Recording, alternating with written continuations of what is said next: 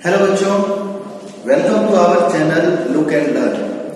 पिछले क्लास के अंदर हमने डिस्कस किया था इनडिटरमिनेट फॉर्म्स के बारे में। हमने आपको बताया था 0/0 form, infinity by infinity form, 0 into infinity form, infinity minus infinity form, 0 to the power 0 form, infinity to the power 0 form and 1 to the power infinity form. इन सातों फॉर्म के जो क्वेश्चंस हैं इसको हम कैसे सॉल्व कर सकते हैं, इसके बारे में पिछले 3 वीडियो के अंदर हमने डिस्कस किया है। इस पर भी जो क्वेश्चन है बहुत से कंपटीशन के अंदर, वो हम नेक्स्ट वीडियो में आपको बताएंगे। आज हम डिस्कस कर रहे हैं एक्जिस्टेंस ऑफ लिमिट के बारे में। बच्चे कई बार ऐसा होगा कि कुछ फंक्शन, स्पेशल फंक्शन जिसके बारे में हम आपको बताएंगे, उसको देखते वक्त आपको पहले ये डिसाइड करना पड़ेगा कि आखिर इसका लिमिटिंग वैल्यू भी एग्जिस्ट करेगा। अभी तक हमने जो पढ़ा है वो उन फंक्शन के बारे में जिसका लिमिटिंग वैल्यू एग्जिस्ट करता है, तब हम इंडिटरमिनेट फॉर्म को सॉल्व करके आपको अभी तक बताएंगे। लेकिन अब हम लोग देखेंगे कुछ ऐसे भी फंक्शंस हैं जिनका लिमिटिंग वैल्यू भी एग्जिस्ट नहीं करता है। अब उस कंडीशन को हम कैसे चेक करेंगे? तो यहां पर हमने लिखा है कि limit x tends to fx exist तभी करेगा जब इसका LHL और RHL बराबर है। यहां LHL करने का बच्चे मतलब होता है लेफ्ट हैंड लिमिट, RHL करने का मतलब होता है राइट हैंड लिमिट। अगर आप इसको देखना चाहें यहां पर, तो LHL बराबर हम कर सकते हैं कि limit x tends to a minus. बच्चे यहां जो हमने इनपुट लिया है a, उससे थोड़ा छोटा इनपुट लेके अगर हम इस फंक्शन के अंदर पुट करें तो ये हमारा LHL कर रहा है। इसी को कई बार बच्चे हम लोग इस तरह से भी इंडिकेट करते हैं कि limit h tends to 0 f a minus h, कि 0 के करीब अगर वैल्यू हम लोग बच्चे a में से माइनस कर दें, उसी को a माइनस लिखा जाता है। और अगर इस फंक्शन में इसको पुट करते ये क्या हो जाएगा, f a माइनस h। इन दोनों में से किसी एक को अगर हम लोग डिस्क्राइब कर दें यहां पर, तो हमको LHL आ जाएगा। सिमिलरली अगर बच्चे हम RHL को देखें तो RHL बराबर याद रखना है कि limit x tends to a plus a से थोड़ा बड़ा वैल्यू अगर हम पुट करें किसी भी फंक्शन के अंदर, या हम इसी को लिखना चाहें तो ऐसे भी लिख सकते हैं limit h tends to 0 f a plus h। और अगर LHL और RHL से जो भी वैल्यू आता है वो इक्वल हो जाए, इसका मतलब बच्चे कि हम लिमिट को सॉल्व कर सकते हैं और यहां से जो भी वैल्यू आएगा वही आंसर हो जाएगा। लेकिन अगर ये इक्वल नहीं हो तो फिर वहां एक लिमिट ही एग्जिस्ट नहीं करेगा, उसका आंसर हम लोग नहीं पाएंगे। बच्चे अगर हमको ये देखना हो कि कहां पर हमको चेक करना है कि लिमिट एग्जिस्ट करेगा या नहीं, तो उसके लिए आपको कुछ स्पेशल फंक्शन को देख लेना है। अगर किसी भी लिमिट के क्वेश्चन में आपको मॉडुलस दिख जाए तो वहां पर सबसे पहला आपको लिमिट का एक्सिस्टेंस चेक करना होगा। हमने पीछे जितने भी फंक्शन देखे हैं, जैसे हमने अलजेब्रिक फंक्शन देखे, पॉलिनोमियल फंक्शन के बारे में, हमने ट्रिग्नोमेट्रिक फंक्शन देखे, हमने लॉगरिथमिक देखे, एक्सपोनेंशियल देखे। इन फंक्शन के केस में जनरली हम लोग लिमिट के एक्सिस्टेंस को चेक नहीं करते हैं, क्योंकि उसके जो डोमेन का इनपुट होता है वहां पर अक्सर लिमिट एग्जिस्ट करता है। लेकिन बच्चे अगर हमको मॉडुलस दे दिया जाए, ग्रेटेस्ट इंटीजर फंक्शन दे दिया जाए, ये कुछ स्पेशल फंक्शन है, इनके केस में हमको चेक करना पड़ता है। तो इसके लिए सबसे पहले थोड़ा सा आप लोग इनके बारे में जान लीजिए। जैसे मॉडुलस है बच्चे, तो अगर आपको ऊपर दिख जाए मॉड x, तो यहाँ पर कुछ कंडीशन आ जाता है। मॉड का काम होता है कि इसके अंदर के इनपुट को पॉजिटिव कर देगा। यहाँ चाहे हम कुछ भी रखें, ये वैल्यू को पॉजिटिव कर देगा। अब अगर वैल्यू हम पॉजिटिव भी रखते हैं तो वही आउटपुट आ जाएगा। लेकिन अगर हम इसमें इनपुट निगेटिव रखते हैं तो बच्चे ये उसको पॉजिटिव कर देगा। तो कैसे करेगा? तो इस कंडीशन के द्वारा। अगर हम लोग 0 से छोटा वैल्यू रखते हैं इसके अंदर, जैसे हम लोग कोई भी निगेटिव नंबर ले लें, तो यहाँ अपने आप मॉड हटने पर माइनस लग जाएगा। तो एक तो ये निगेटिव वैल्यू है, उसमें माइनस मल्टीप्लाई करेंगे बच्चे, तो ये क्या हो जाएगा? पॉजिटिव। लेकिन अगर बच्चे हम 0 से बड़ा वैल्यू, पॉजिटिव वैल्यू इसके अंदर रखें तो वही आउटपुट में आ जाएगा। कहने का मतलब बच्चे कि अगर आपको यहाँ पर लिखा जाए कि मॉड -2, ये जब बाहर आता है बच्चे तो कुछ इस तरह से -2, ये हो जाता है +2। इसका काम है कि यहाँ वैल्यू पॉजिटिव है।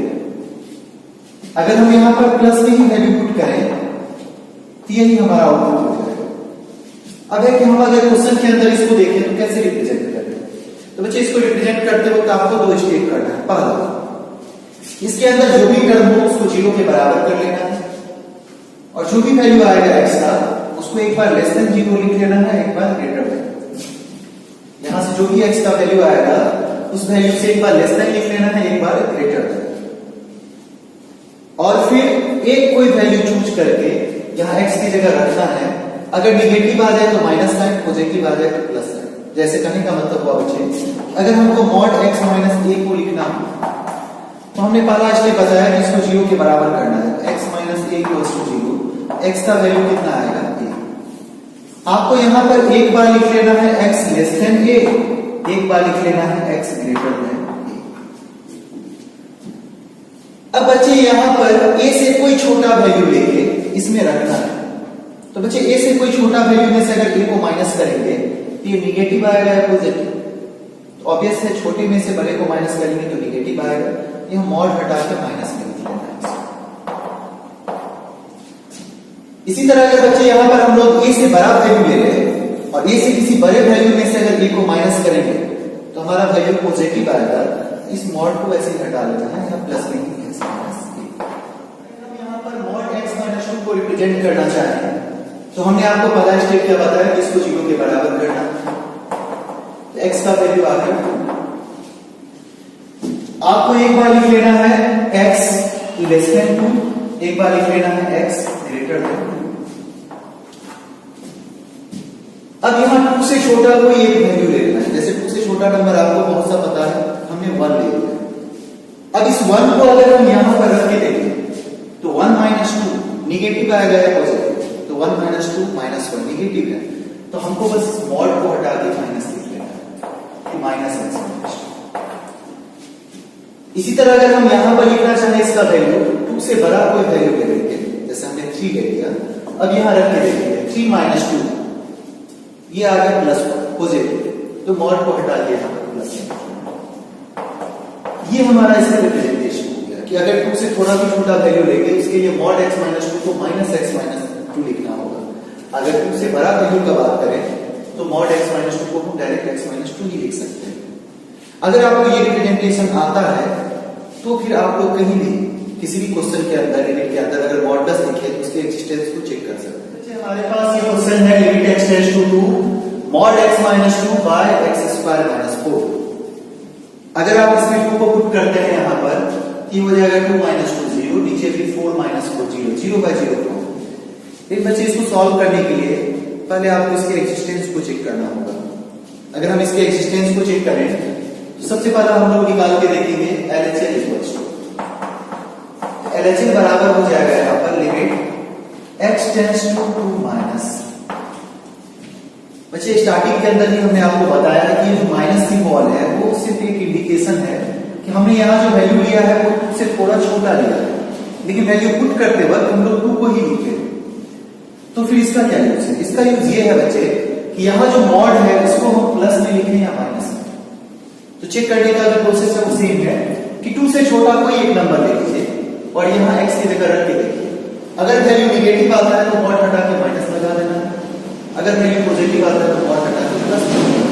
जैसे 2 से छोटा वैल्यू हमने 1 ले लिया तो 1 माइनस 2 आ गया माइनस 1, निगेटिव आ गया, तो हम इस मॉड को हटा के लिखेंगे माइनस x माइनस 2 और नीचे में x स्क्वायर माइनस 4। अब इस माइनस का कोई काम नहीं है, यहाँ जो minus 2 to the power minus हमने इन्वॉल्व किया है इसका काम नहीं है। अब हमको 2 ही पुट करना है। अब अगर हम यहाँ 2 पुट करते हैं तो 2 माइनस 2 0, नीचे भी 4 माइनस 4 0, ये 0 बाय 0 फॉर्म है। अब आप एल'हॉस्पिटल अप्लाई कर सकते हैं। अगर आप एल'हॉस्पिटल अप्लाई करते हैं तो इसको लिखेंगे लिमिट x टेंड्स टू 2, यहां पर x का डिफरेंशिएशन 1, ये आ गया माइनस 1, नीचे इस कांस्टेंट का 0 हो जाएगा बच्चे, x स्क्वायर का 2x माइनस 4 का 0। अगर आप यहां पर 2 पुट करेंगे तो हमारा वैल्यू आ गया माइनस 1 बाय 4। लेकिन ये हमारा LHS है। अगर इसी तरह हम यहाँ RHS को निकालते हैं राइट में तो हम यहां पर लिखेंगे limit x tends to 2 plus और fx की जगह ये वैल्यू। इसको लिखने के लिए पहले इस मॉड को चेक कीजिए कि अगर हम 2 से बड़ा वैल्यू लेते हैं तो ये मॉड के अंदर का टर्म पॉजिटिव आएगा या नेगेटिव? तो 2 से बड़ा वैल्यू जैसे बच्चे हम 3 ले लिए तो 3 माइनस 2 कितना आ गया? 1, ये पॉजिटिव है। इसका मतलब कि 2 से बड़ा कुछ भी लेंगे तो उसके लिए ये पॉजिटिव ही होगा। तो अगर 3 माइनस 2 यहाँ पॉजिटिव आ गया तो मॉड हटा के यहाँ पर प्लस में लिख लेना है कि x माइनस 2 और नीचे x स्क्वायर माइनस 4। बाकी आप एल हॉस्पिटल फिर से अप्लाई कर सकते हैं। तो यहां पर लिख सकते हैं कि लिमिट x टेंड्स टू 2। हमने आपको बोला है कि प्लस की बॉल सिर्फ एक इंडिकेशन है जो आपको बताता है कि 2 से बड़ा वैल्यू इसमें रखना था, लेकिन पुट करते वक्त हम 2 ही पुट करते हैं, इसलिए हमने यहां पर लिखा लिमिट x टेंड्स टू 2। अब इसको डिफरेंशिएट करेंगे तो x का 1 और नीचे में x स्क्वायर का 2x, वैल्यू पुट करने पर कितना आ जाएगा 1/2। अब आप देख के बता सकते हैं क्या ये दोनों सेम है? ये दोनों सेम नहीं है। अगर LHL RHL बराबर नहीं हो तो हमारा लिमिट एग्जिस्ट नहीं करेगा, लेकिन अगर ये सेम होता तो वही हमारा आंसर हो जाता। यहां पर सेम नहीं है बच्चे, तो हम लोग कह देंगे कि LHL not equals to RHL। इसका मतलब आंसर हो जाएगा limit does not exist, does not exist. बच्चे जैसे हमारे पास एक क्वेश्चन है limit x tends to 3 x square minus 6x plus 9 by mod x minus 3। अगर आप इसको किसी कंडीशन के अंदर सॉल्व करेंगे तो हमको LHL और RHL लिख के बनाने का जरूरत नहीं है, बस इस क्वेश्चन को 2 पार्ट में डिवाइड कर देना है। एक बार इस मॉड का वैल्यू यहां पर प्लस में लिख लेना है, एक बार इसको माइनस में। अगर आप प्रोसेस से बनाते हैं तो पिछले एग्जांपल के थ्रू जैसे हमने LHL और RHL को डिस्क्राइब किया, लेकिन अगर आप कंडीशन के अंदर बनाते हैं इसको आप 2 क्वेश्चन में लिख लेंगे। एक बार इसको लिख लेंगे limit x tends to 3 x square minus 6x plus 9 और यहां नीचे में प्लस में x माइनस 3। और एक बार इसी क्वेश्चन को लिख लेना है limit x tends to 3 x square minus 6x plus 9 by minus x minus 3 कि मॉड के जो अंदर का टर्म है अगर हम इसको फंक्शन के रूप में लिखते तो एक बार प्लस में लिखते एक बार माइनस में, एक हमारा LHL होता है एक हमारा RHL। यहां दोनों जगह से जो भी वैल्यू आएगा अगर वो इक्वल हो जाए तो हमारा लिमिट एग्जिस्ट करेगा और वही आंसर हो जाएगा। अगर इक्वल नहीं हो तो हमारा लिमिट एग्जिस्ट नहीं करेगा। जैसे यहां पर देखिए कि अगर हम 3 पुट किए तो 9 माइनस 18 तो माइनस 9 प्लस 9 0, नीचे भी 0। ये 0/0 फॉर्म है, आप एल हॉस्पिटल लगा सकते हैं। इसको आप लिख सकते हैं limit x tends to 3 x square का डिफरेंशिएशन 2x 6x का माइनस 6 यहां आ गया और 9 का 0 कांस्टेंट का 0 हो जाता है नीचे। x का डिफरेंशिएशन 1 कांस्टेंट का 0 तो 1 माइनस 0 कितना 1। अब अगर यहां वैल्यू पुट करें तो ये हमारा आ जाएगा 6 माइनस 6 कितना आ गया बच्चे 0। अगर हम यहां पर देखें फिर से 3 पुट करेंगे तो यहां आ जाएगा 9 माइनस 18 माइनस 9 प्लस 9 0, नीचे भी 3 माइनस 3 0, 0/0 फॉर्म। डिफरेंशिएट करेंगे तो हम लिख सकते हैं limit x tends to 3 x square का 2x माइनस 6 कांस्टेंट का 0, नीचे में यहां पर आ जाएगा डिफरेंशिएशन -1। अगर आप इसमें 3 पुट करते हैं तो 6 माइनस 6 0, 0 बच्चे नेगेटिव या पॉजिटिव नहीं हम लिखते हैं, उसको 0 ही लिखते हैं। तो यहां पर क्या आ जाएगा 0। तो अब देखिए क्या ये दोनों सेम है? तो बिल्कुल सेम है। इसका मतलब आपको जो क्वेश्चन में दिया गया है उसका आंसर भी कितना हो जाएगा 0। तो आपको अगर पूछा जाए कि limit x tends to 3 x square minus 6x plus 9 by mod x minus 3 इसका वैल्यू क्या हो जाएगा बच्चे 0। बच्चे मॉडुलस की तरह ही एक फंक्शन है हमारे पास ग्रेटेस्ट इंटीजर फंक्शन। अगर ये भी आपको लिमिट के अंदर दिख जाए तो आपको वहां पर उसके एग्जिस्टेंस को चेक करना है, लेकिन इसके लिए आपको थोड़ा सा इसको देख लीजिए कि ग्रेटेस्ट इंटीजर फंक्शन होता क्या है। तो ये हमारा सिंबल है ग्रेटेस्ट इंटीजर फंक्शन का। इसका काम होता है किसी भी इनपुट को इंटीजर में चेंज कर देना है। हमने इंटीजर को i से इंडिकेट किया है कि अगर x का वैल्यू किसी 2 इंटीजर के बीच में हो, कोई भी अगर हम नंबर उठाते हैं या तो वो इंटीजर होगा या तो वो किसी 2 इंटीजर के बीच में होगा। तो अगर वो इंटीजर है तब तो इसका काम है कि वही आंसर दे दे, जो भी इंटीजर पुट करेंगे वही हमारा आंसर आ जाएगा। लेकिन अगर ये कोई फ्रैक्शन है, ये फिक्स है कि वो फ्रैक्शन किसी 2 इंटीजर के बीच में होगा, तो जो छोटा वैल्यू है वो हमारा आंसर आ जाएगा। कहने का मतलब है बच्चे कि अगर आपसे पूछा जाए कि ग्रेटेस्ट इंटीजर 5 का वैल्यू क्या होगा, ये इंटीजर इसके अंदर है तो 5 ही आ जाएगा। लेकिन अगर आपसे पूछा जाए ग्रेटेस्ट इंटीजर 3.6 का वैल्यू क्या होगा, ये हमारा वैल्यू आता है 3। इसके अंदर जो इनपुट है 3.6 ये किन 2 इंटीजर के बीच में है, 3 और 4 के बीच में। उनमें जो छोटा है, तो छोटा कौन है 3। अगर हमको पूछा जाए 5.2 का वैल्यू क्या होगा, ये 5 और 6 के बीच में है तो ये आ गया 5। जो छोटा है उसको लिखना है। अगर हमसे पूछा जाए -3.7 का वैल्यू क्या होगा? कितने नंबर के बीच में है? -3 और -4, तो छोटा कौन है? -4, तो यहां याद रखेंगे इसका आंसर -4। अगर आपसे पूछा जाए कि -2.1 का वैल्यू क्या होगा, ये -2 और -3 के बीच में है, तो छोटा कौन है? तो -3, तो हमारा आंसर -3। अगर आप इतना जानते हैं तो फिर आप लिमिट के अंदर चेक कर सकते हैं कि ग्रेटेस्ट इंटीजर x का जो टर्म है वहां पर लिमिट एग्जिस्ट करे। बच्चे ग्रेटेस्ट इंटीजर से रिलेटेड लिमिट के अंदर आप एक पॉइंट याद रखिएगा कि limit x tends to i greatest integer x exist नहीं करता है। कहने का मतलब कि ग्रेटेस्ट इंटीजर का वैल्यू किसी भी इंटीजर वैल्यू के लिए एग्जिस्ट नहीं करेगा लिमिट के अंदर, या ग्रेटेस्ट इंटीजर x का इंटीजर पर लिमिटिंग वैल्यू एग्जिस्ट नहीं करता है। जैसे हमारे पास क्वेश्चन है कि limit x tends to 3 greatest integer x, तो सबसे पहले हम इसका LHS लिखेंगे कि LHS बराबर, तो हम लिखेंगे यहां पर कि limit x tends to 3 minus greatest integer x। यह जो माइनस सिंबल है इसके बारे में हम आपको बता चुके हैं कि हमको इसमें इनपुट में 3 से थोड़ा छोटा वैल्यू रखना है। तो बच्चे अगर हम 3 से थोड़ा भी छोटा वैल्यू इसमें रखेंगे तो वो किन दो इंटीजर के बीच में आ जाएगा?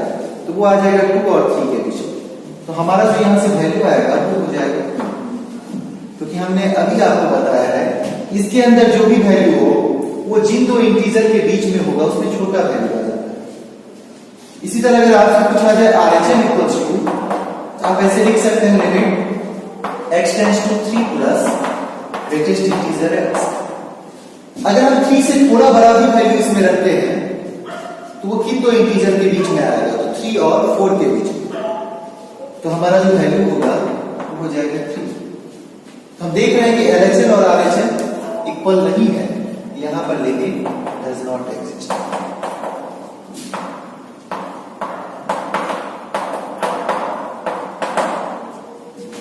बच्चे अगले लेक्चर के अंदर हम आपको कुछ बेसिक थ्योरम है उसके बारे में बताएंगे, और हमने जैसा कि आपको शुरुआत में बताया कि जितने भी कॉम्पिटिटिव क्वेश्चंस हैं इन सब से रिलेटेड